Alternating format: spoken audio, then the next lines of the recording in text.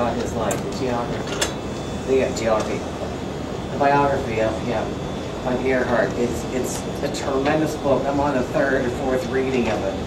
Each time we get more and more and more. I wish there was more and more.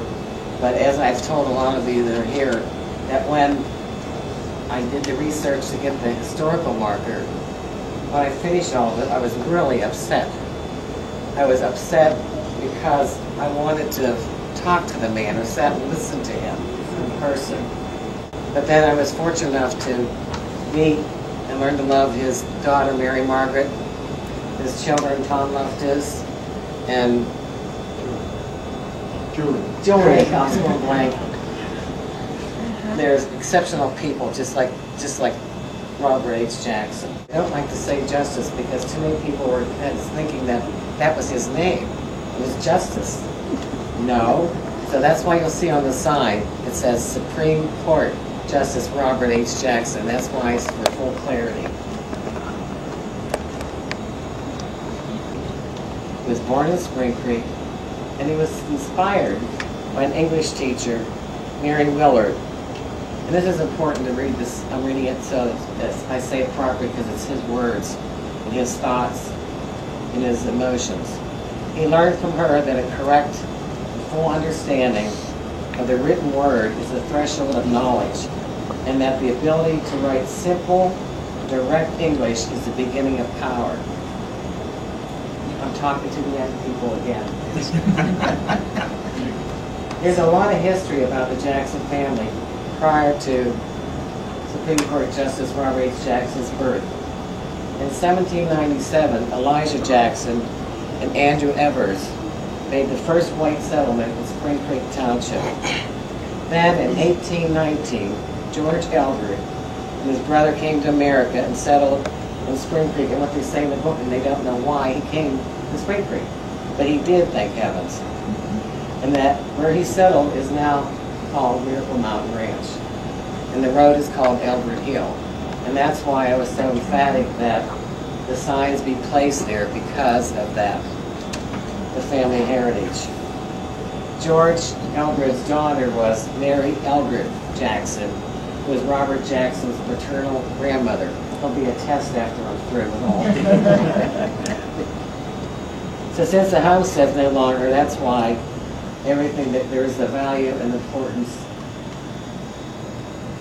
of Eldred Hill Road, and I'm so glad to be living up there. February 13, 1892, in Spring Creek, Warren County, Pennsylvania. And whereas Mr. Jackson was raised in Frewsburg, New York, where he graduated from Frewsburg High School and spent a postgraduate year at Jamestown High School. And whereas Mr. Jackson attended Albany Law School for 1 year and then served as an apprentice in a law office. Whereas Mr. Jackson passed the New York bar exam in 1913 without having attended college. Whereas Mr. Jackson married the former Irene A. Gerhardt in 1916, and they had 2 children, William and Mary. Whereas for more than 20 years, Mr. Jackson practiced law in Western New York, where he was a prominent and respected leader in local legal community.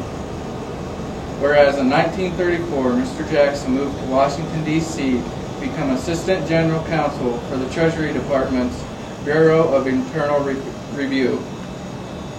Whereas Mr. Jackson continued his public service in the Capitol in positions including Assistant United States Attorney General, Solicitor General, and Attorney General of the United States. Mr. Jackson is the only person in United States history to have served as Solicitor General, Attorney General, and Associate Justice of the Supreme Court. On June 2, 1941, President Franklin Delano Roosevelt nominated Mr. Jackson to be Associate Justice of the Supreme Court, and on July 7, 1941, the Senate confirmed him. Mr. Jackson served as Associate Justice for 13 years, issuing well-written opinions as well as many scholarly articles, speeches, and books.